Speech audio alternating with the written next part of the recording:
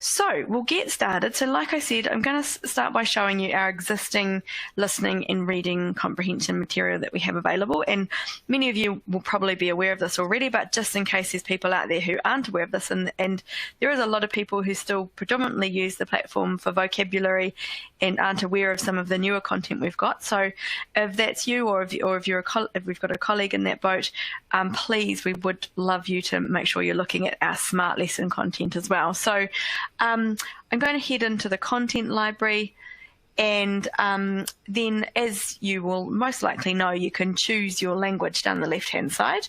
I'm going to show you the examples in French, but the content I'm going to show you exists in a very similar format for many of our languages, so French, Spanish, German, Italian, Chinese, Japanese, Indonesian, Arabic, Māori, and so many languages follow a similar format. There's slight variations between languages, but we do have a sort of similar format across them. And you'll see that your template in your content library will change according to your geographic area. So I've got this content library is based on Victoria, so I've got VCE, for example, here, but if you're in New South Wales, you have HSC. If you're in South Australia, you have the SACE. If you're in New Zealand, you'll have the NCEA material in there. So that's just a wee note in case you're thinking, oh, that looks a little bit different to my content library. So in terms of pre-built content, we've actually got a lot of material available for students to practice comprehension. And of course, in order to practice their comprehension skills, we want them to have loads of input, both written input and oral input. And so hopefully our existing content will provide a nice library of that input for your students. So we've got our 4 levels of our course, our EP Languages course here. In case you are unfamiliar with this, we have Getting Started, which is for very beginner level students. Beginner, which is for that sort of next level up. So Getting Started could be mid to late primary or early secondary if they don't have much time allocated to them. Beginner is junior secondary, intermediate, mid-secondary, and advanced senior secondary. And then within these levels, we've got what we call topic-based units. And so they're basically units structured around contextual situations. And then you can go into any of these units and you'll see that we've got, depending on the language, at intermediate and advanced level, we've got the option of immersion or non-immersion. At beginner level, it's the instructions and questions are all in English. But regardless of whether you choose the immersion or non-immersion option, within each of the units, and if you go into one of the course material folders, we've got a large bank of listening comprehension activities. And so the way that these are structured is that there's a series of different listening texts for each unit. So generally we have 10 or sort of 8 to 10 or sometimes more listening texts in each unit. They're all recorded by native speakers. They're original texts to EP, so they're not taken from a textbook. They're written by our designers and our content authors with the kind of relevant level appropriate language in mind for students of that level. And students listen to the text and then they can complete a variety of different activities that go with them. So you can see here we've got simple drag and drop, we've got fill in the gaps, we've got multi-choice, we've got long answer. And if we go into some of our languages now in our immersion content, we've got some increasingly different kinds of questions. So we're really trying to broaden our question types that go with the listening and reading comprehension.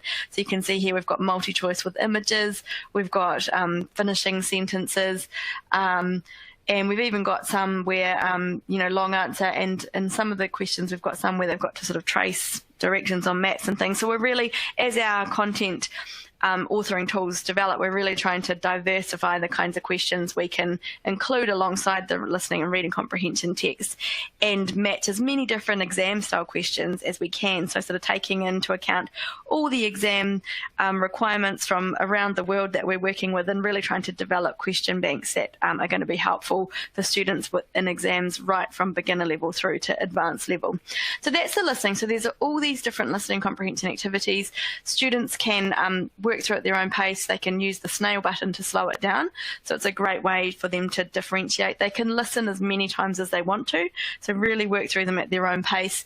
And the way that they're sort of set up as they're scaffolded, so they start out with simpler texts, and then progress through to more complex texts at the end. So there's a lot of listening material there. And I know, I was a French teacher myself, for those of you who I haven't met before, and I used to find it probably one of the most challenging things was finding, relevant, level appropriate listening comprehension recorded by native speakers. And so what we've really aimed to do here is provide lots of listening practice for your students. And same for reading. So within each of the units, we've got reading comprehension texts, and these are a similar structure. So we've got different text types. So it really varies across the levels and across the different topics, but blog entries, emails, text messages, Facebook posts, comics, loads of different text types, articles, and as the levels get higher, if we sort of jump into an advanced level, you can see we really do kind of go quite sort of high level with the reading comprehension text and try and provide a real variety of text types like they might expect to find in an exam. And increasingly we're trying to include sort of visual texts as well, so they've got to interpret visual texts like graphs and charts and posters and that kind of thing as well, because we know that in many, you can see there's a map there, in many exams now students are required to interpret visual text as well as written text. So that's an ongoing project for us, is kind of diversifying the text types within the reading comprehension. And like the listening, we've got a whole, I'll go into a beginner as well just to sort of show you the variety of levels. We've got a whole variety of different question types that go with the reading comprehension. So we have really simple sort of identification of vocabulary. We have multi-choice questions, filling in the gaps, long answer questions. So the whole kind of selection of questions. And they are designed to be scaffolded, so they increase in complexity throughout the unit. So that's sort of initially our sort of bank of listening and reading comprehension questions. In addition to that, in terms of the pre-built content, we've also got our video library. Now this we released, I think in French and German, we released this in 2019, and then for many of the other languages we released it last year. And we've got a series of videos where students watch the video, and this is great for listening, so really great for listening comprehension, where students watch the video and they complete a whole variety of different activities to go with those. So there's fill in the drag and drop, fill in the gaps, multi-choice questions, longer answer questions, and writing a personal response. So a whole bank of video content there as well. And that's an area where we're really hoping to develop further, and we're looking for different ways of providing more video content. And so we're looking at different ways we might be able to do that. And just on the side, if you feel like it, I'm just going to pop up a little survey, because we are keen to, like I said, add in a bit more video content, and we're just doing a survey at the moment to explore what kinds of video content people would like to see. So if you feel like doing a very short survey, I've just popped that link there if you want to do that, but no obligation. But yeah, so a whole bank of video content as well.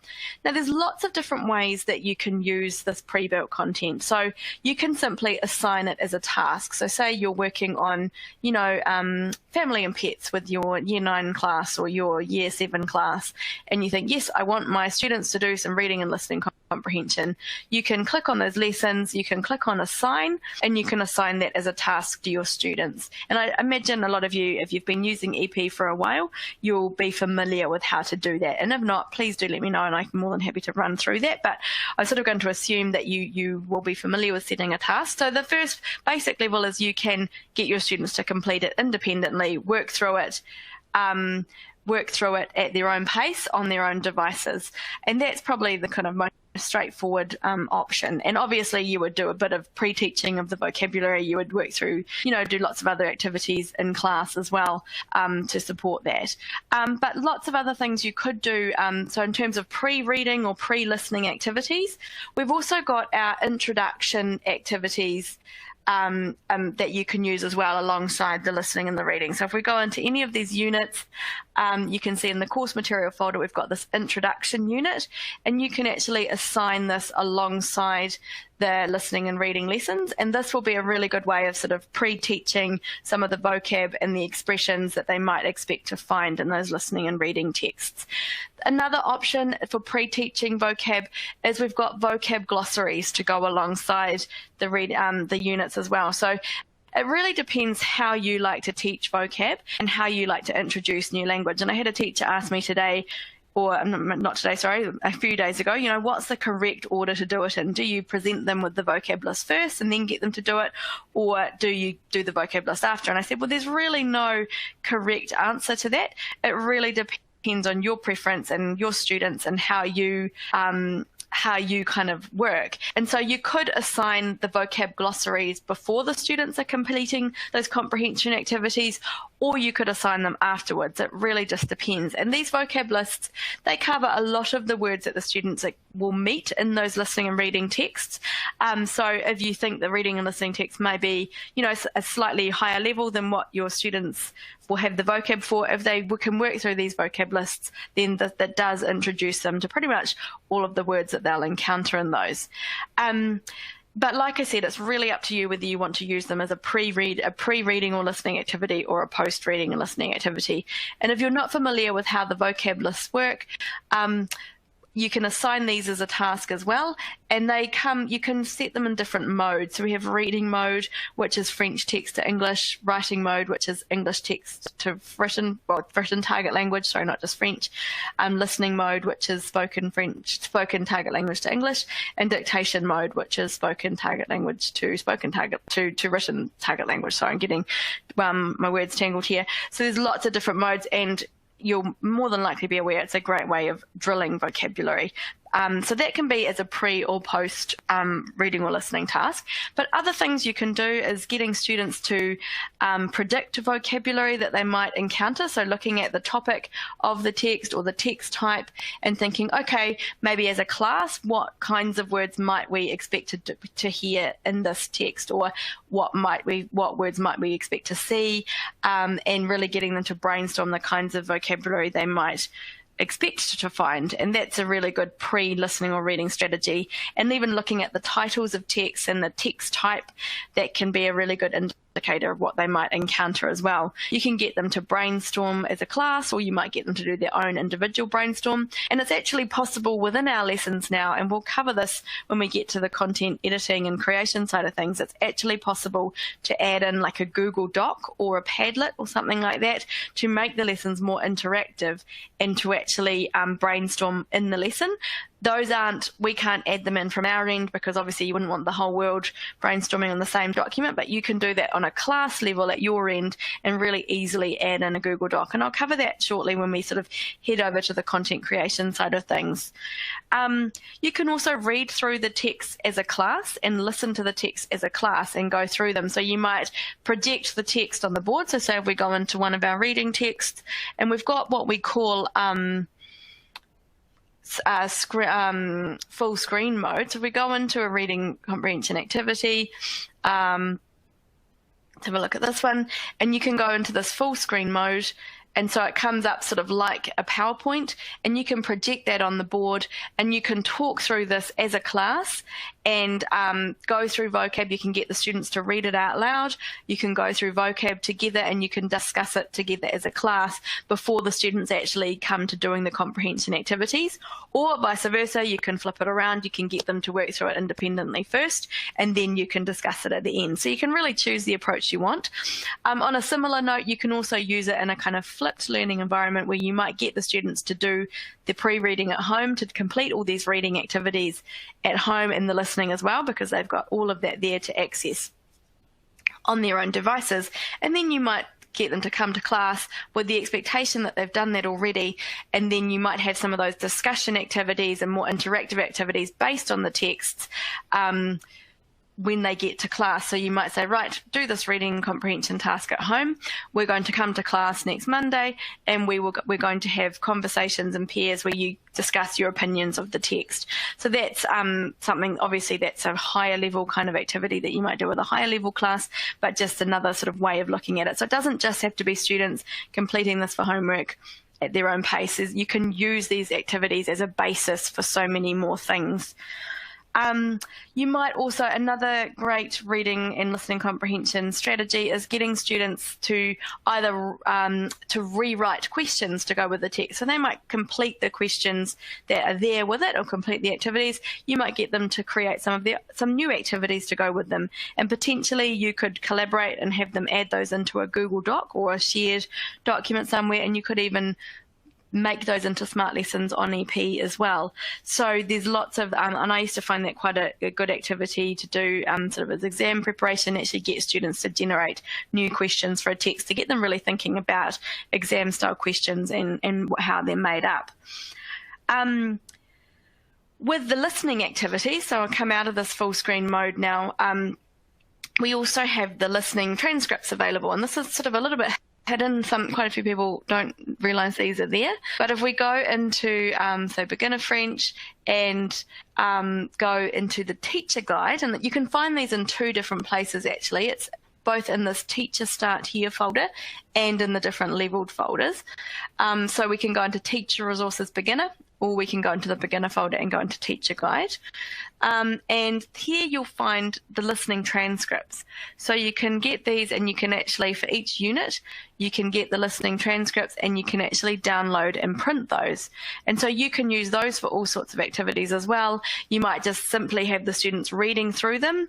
You might project them on the board and go through them, introducing new vocab. You could have them cut up, print them off, cut them up, putting them in order, either before listening or after listening, and using them in that way, or you simply could have them reading them out loud as a dialogue following their listening comprehension they've done, following the activities. So there's lots of things you can do with the transcripts as well.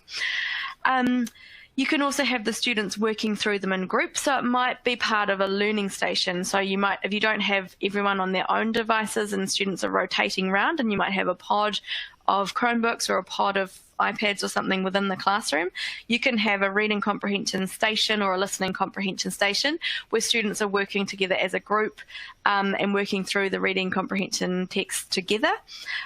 Or it could be they're working independently at that station on devices as well. So there's a few different options there.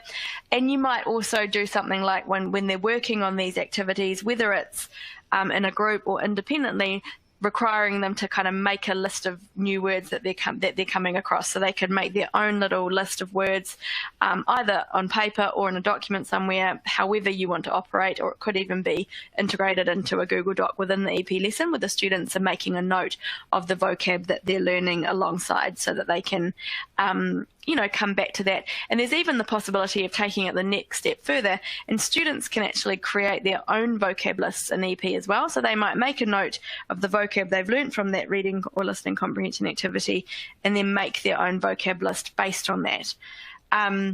So loads of different ways that you can use that.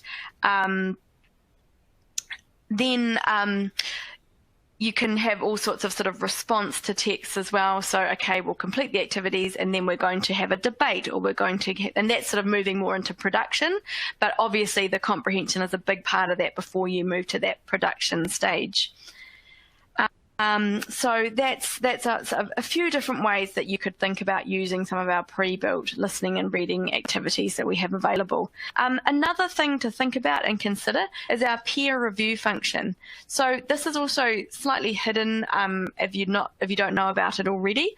So what happens is when you set a task on EP, you can go to this assign task function, and you generally, a lot of people will either go for Smart Lesson or the vocab or spelling list. And this peer review function tends to get a little bit overlooked, which is at the end here. And what peer review means is that if you assign a lesson, so you might assign a reading comprehension lesson or a listening comprehension lesson, and it works really well with speaking and writing as well. And then when the students have finished that lesson, it will automatically allocate them, someone else is in classwork to review. So they'll review their answers and then they can actually leave feedback on their answers. So it's a great strategy if you're preparing for a listening or reading comprehension exam. You can actually use the peer review function and they can review each other's work and give each other feedback on how they might improve their comprehension answers. So I select peer review here as a task option. And then all you need to do is select the class. It's exactly the same as setting a normal task. You select the content and it will only work with long answer content. So it won't work with questions that have got that are multi-choice or drag and drop, that kind of thing. It will only work with the long answer questions. You choose the lesson that you want. So if we click here on reading comprehension and listening comprehension, it will work for both. Confirm selection, it's come up with all the questions there. And say if you're just wanting to particularly focus on listening and reading, we can actually get rid of some of the others in there. So get rid of the writing and the speaking and just put the reading and listening. And then you choose the peer review questions. So you can click here and you can actually select which ones you want to make peer reviewable. Now, if you were to just choose all the questions in a lesson as peer review, then it would take the students a very long time to first of all complete their work and then review others in the class's work. So what I'd recommend is go through the questions down here on the left-hand side and think, okay, yes, I would like this one to be peer review and this I would like this one and this one to be peer review. And those are the questions that the classmates will review. And then you can confirm the selection, and that's the students will still have to complete the whole lesson that you've set, but those are the only questions that will actually be sent to others to review. You can then choose how many answers per question you want the students to review, and you can choose either between a star and comment or just a star function. I prefer the star and comment because it actually means that students have got to think about what they're writing in response to what their peers have written, rather than just the star function where they're just literally just rating it.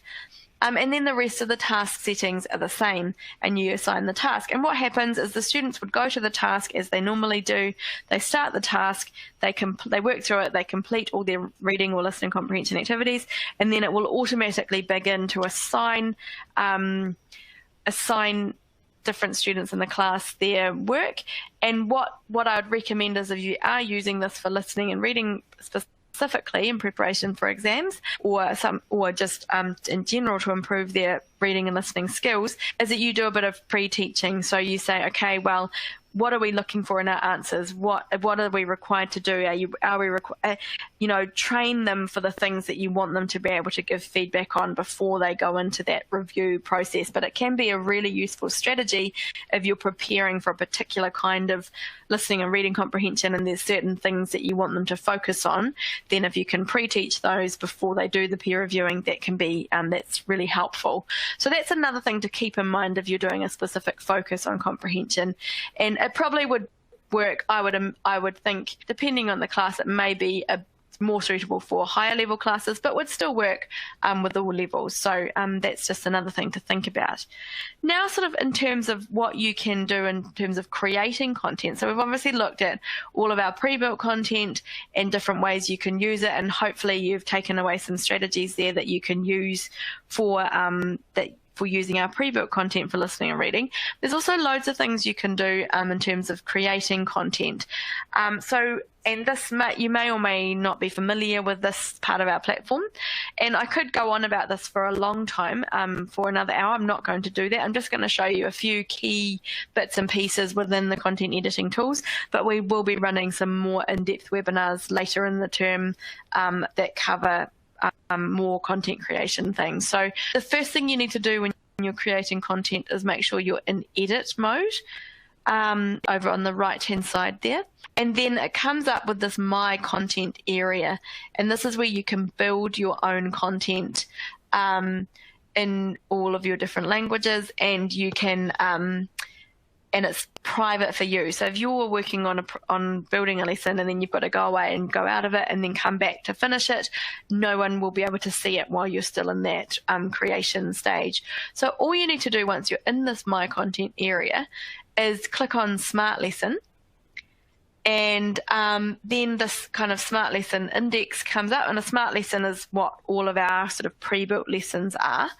And then you can see you've got several different sections within a Smart Lesson. So we've got an information section, which is just for presenting information, a quiz section, which is for like multi-choice or drag and drop questions, and an extended response question, which is for longer answer questions, either written or spoken questions. And you can use either the quiz section or the extended response for comprehension, listening and reading comprehension questions. So if we start out with maybe a couple of automatically marked questions, and I can show you a few of the different question styles that you can include here. And once again, I won't show you everything, but I'll just show you a few different things to try, and then if you are interested in learning more, we will be having another session later in the term. So I click on Add Question and then go to New Slide. You can see here we've got a section of information and media things that you can add into the slide, and we've got different short answer questions. And essentially this area here is your canvas area, and is a blank canvas that you can drag anything from the left-hand side into. So generally we would start out with a text box to put out instructions in. So it might be something like, say if we were doing a listening comprehension activity, because they listen to this text and complete the activities that follow.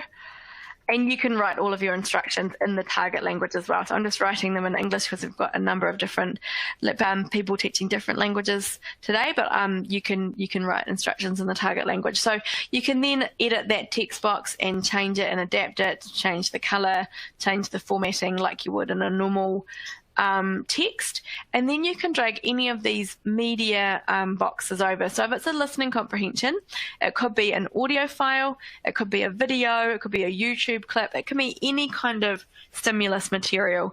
And if you don't, like, it's super easy. If you don't have the audio file already recorded, you can even record directly into the platform. So if I drag over this audio icon, you can see I've got the option of either recording my voice or uploading an audio. So if you record your voice, say you've got a short listening comprehension passage, it will come up with our voice recording component. You just click to start recording, you record your little passage, you stop when you're done, and you can use that audio, and then you can choose the number of times if you want to have a playback limit, and that's probably depending on whether it's an assessment or just a kind of or not an assessment task. You can choose to have a play limit there, and you can also have the ability to pause or not pause. And you click on done, and there you've got your listening file in the text. Similarly, like I said, you can do that with a video if you've got a video you want to use, or a YouTube clip. You just drag over those different components there. Then you can put all sorts of activities to go with these. So you would have seen some examples in our pre-built content. I'll show you a really simple multi-choice question to start with. So what you might do is drag over another text box and say, question 1, where did Billy go during the weekend?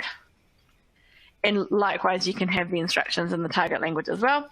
And then you can drag over this multi-choice icon here, and you could just say, and you just put the correct answer next to the tick. So to the beach, to his grandma's house,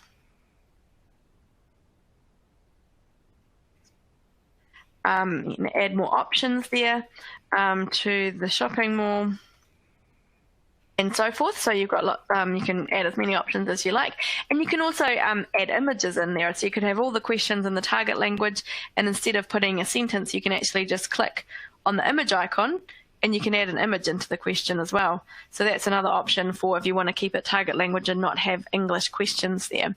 Then you click on done. So there's your very quick multi-choice comprehension question. So super easy.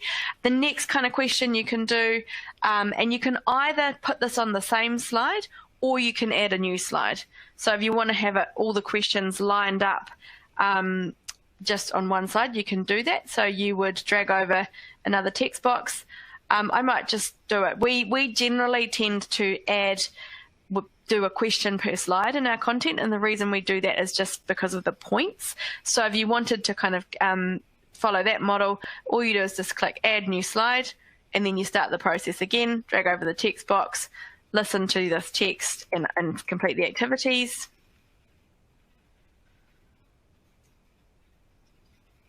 And so forth. You drag over the audio and then you go again. So I'm going to show you now an example of what you can do with filling in the gaps, because that's another really useful kind of activity to go with listening. So I'll drag over my audio file again. I'm just going to pretend I'm recording my voice just to show the example, use the audio. Okay, done. There we've got our audio. And then the next, so if we've looked at multi-choice, if we now drag over this fill in the gaps icon, so you can just do there's a lot of different options within this, so lots of different ideas here that you can do, but you might just have, you want them to fill in, you might have a sentence that you want them to fill in, so you might say, you know, let's say a sentence in French, so pendant le week-end, so during the weekend, je suis allée à la plage. So I went to the beach. So a very sort of boring sentence, but that's okay. And then what you can do is just highlight the bits you want to make into gaps. And to do that, you just hover over them, highlight them, and click on that plus button. And then you have got, those will become gaps in the sentence. Now within this, there's a few different things. You can see up the top here, we've got either drag and drop or text box. Now drag and drop, if I click on done, drag and drop will look like that, and the students have got to drag those words into the correct place in the sentence. If I go back into edit by clicking on the top left-hand corner here, you can turn it into a text box and click on done, and that will have the boxes there that the students have got to copy the words into and write. And if I click on edit again, the other option is, if I go to settings, I can untick show options, and then that's where the students will have blanks to fill in. So there's a whole lot of different options there within the fill in the gaps. So I might just change my instructions here, listen to this text, and fill in the gaps in the sentence. Now, another really common activity that teachers tend to like to do with listening comprehension is have like a table that you fill in. So you listen to something and then you fill in the table. So we might then change these instructions to listen to this text and fill in the gaps in the table, for example. So I'm just showing you loads of different options here. Obviously, you'd probably put them on different slides. So we can go back into this fill in the gaps area, and we can start again, delete this, and we can actually put in a table. So you've got this little table icon here. Click on table, choose how many cells you want. And so you might say name, where they went, and what they did. This is just an example of what, they might be listening to what people did at the weekend. So you can have two people's names, John and Sarah. And then you could say John went to the beach and ate ice cream. So you need to fill in the answers here. And Sarah went to the shop and brought a dress. And then all you need to do is say the students have got to fill in this table as they're listening. You just highlight that as a gap. So you highlight anything you want to be a gap. And you can once again choose the option of drag and drop, where the students have got to drag the options in. Or you can choose the text box idea, and if you want them to have options or no options, and then they've actually got to fill in those gaps. The only thing to remember if you want them to fill in the gaps is you need to I wouldn't have a really long sentence there. It would just be something short. And in order for the students to be marked correctly, you'd have to have that option there. So if I go back into edit, you can see here there's options. So you can put alternative answers. So if you anticipate the students might write that in lots of different ways, you can put in alternative answers there. but a drag and drop might be a more straightforward way to avoid all those different options, and it actually looks quite nice. A nice looking listening activity if you like that kind of thing. So loads of different things you can do there. So that's and what I forgot to show you with the first one is you just have to give it a name up in the top left hand corner. So we'll just call it listening to and save it. Now, while we're in this section of the lesson, so we're in this quiz section, I'm going to now show you another kind of question you can do in the quiz section. And this is probably a better one to do with reading, and this is our annotated questions. So this is where you're actually getting students, you can ask questions about a specific part of a text, which can be quite good.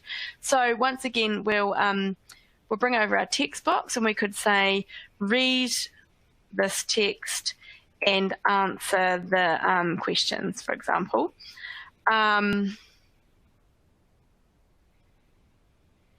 And we just do our formatting there. And then what you do is you can have lots of different ways to bring in a text. So you can either just write the text in a question, or you can use PDFs. If you've got PDFs, you can use images of text. But for the annotated question, we're actually going to drag over the annotated component here. And then you can pop your text in this passage. So I'm just going to copy a bit of text that I've got in a document. So this, and you could take this from any document, or you could just write it from scratch. This is just a sort of standard reading comprehension paragraph. And then all you need to do is highlight the bit of the passage you want to answer a question about. So, for example, I might highlight this bit of the passage here. You click on that plus button and you can add a question. So you might say, where is this student going in the holidays? And then you can add in your answers. So to the south of France. That's the correct answer.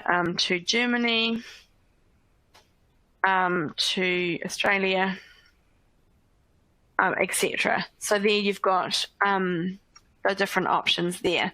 And then you can go on to your next question. So you might say, you highlight in the next bit of the passage, click on that plus button, what can you do there? What activities can you do there? Once again, you add in your answers. And then if I click on done, it wants me to, I'll just finish doing this one, and then I'll show you what it looks like for the students. So so we could add in our options here, play tennis, horse riding, and then we could add in an incorrect option, so stay at home, okay, and then click on done. If we preview that, that's what it will look like for the students. So they've got their passage there, they've got the bits of the text highlighted, and then they've got their different multi-choice questions that can go with each of the text. So that's another nice little reading comprehension question you can do. The other thing you can do with reading comprehension, which is very similar to what we saw with the listening comprehension, so I'm not going to repeat all the steps, but if I save this question, I'll just sort of briefly go back to the other ones and show you a few variations. So we'll save this one, and we'll go back out by clicking on the back button, and then if we look at our listening one here, the very first one we did with the multi-choice question, this could be a reading comprehension question as well. So instead of having that listening text, you could have a reading text either in a text box, or you could, like I said, you can upload a PDF or an image there. And you may have noticed as well it was a little bit cramped, and to avoid that crampedness, all you need to do is just add in some extra spacing, and then that should sort of help to space it out a bit. And you can, to add in spacing, you can add in like an empty text box as well, and that just adds in a bit of extra spacing there if you want to do that. So yeah, so this kind of multi-choice question can go with a listening or a reading comprehension activity. So we'll save that and come out of it. Now, so that's just a few of the automatically marked reading and listening activities you can create. You can also do some longer answer ones. So it's very, very similar. So all we need to do is go to this extended response section and add a question. And once again, exactly the same, add over our instructions. So read this passage and answer the questions, or the question that follows. We can pop in our passage either in a text box or PDF, whichever option you prefer. And so I might do that same passage that we had before in a text box, so I just pop that into there, and you can change the formatting of that how you like. And then all you need to do is, I would probably leave that in a separate text box, and then you can drag over another one and say question 1, describe this person's holiday plans. And then this is to do like a sort of longer answer question. It's not multi-choice or drag and drop. You drag over this long answer question component. And that would require the students to write a sentence or paragraph answer. And the thing to note here, there's a few things to note. You can add in a model answer here. You can change the language. So if you want the students to answer in the target language, you just have to change the language there. I'm creating this in German, but that would come up in whatever language you're creating it in. So if you're creating this in French, it would come up with French. But it depends for comprehension. It really depends on which language you want them to answer in, because I know many of the exam style questions, for example, require them to answer in English. So it depends what you're working with there. So then you click on done, and there you've got a text box where the students can write their answer. So that's just another way of doing reading comprehension or listening comprehension. And likewise, you could swap this out for a recording, for a video where the students are doing long answer responses. So loads of different ways that you can create comprehension within the platform as well.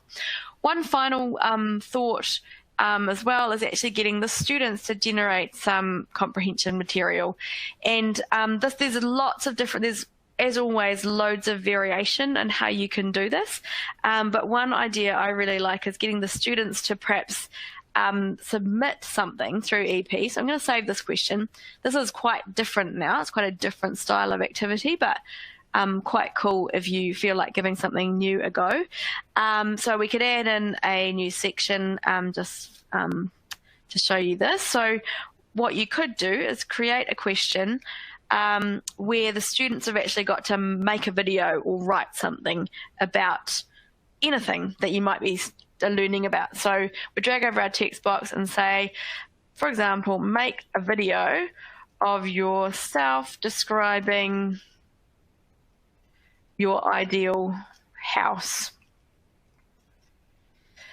as an example, but it could be absolutely anything. You could change our heading style once again.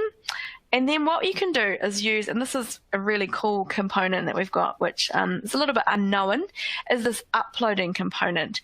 And you can drag this over into the question, and it requires the students to either upload a video or a document or an image, and you can be really specific. If you want it to be a video, you can click video, or you can have it really flexible, but this is specifically, we've asked them to make a video.